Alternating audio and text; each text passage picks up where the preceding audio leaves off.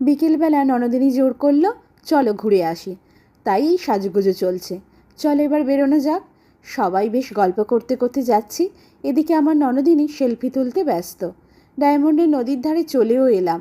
বর্ষার ইলিশ মাছও উঠেছে দেখতে পাচ্ছি। যখন কলেজে পড়তাম তখন দিনে দুবার নদীর সাথে দেখা হতো, আর এখন দেখা হয় যেন অতিথির মতো। দিনের শেষ আলোয় এক পশ্চিম আকাশ একেবারে লাল হয়ে আছে। চলো, অনেক কাব্য হলো, এবার খাওয়া দাওয়ার দিকে যাওয়া যাক। অনেক দিন পর ফুচকা খেয়ে মনে হলো যেন অমৃত খাচ্ছি। এদিকে বরমশাই একেবারে অ্যামাজনের জঙ্গল পেরিয়ে যেন আমাদের জন্য খাবার নিয়ে আসছে।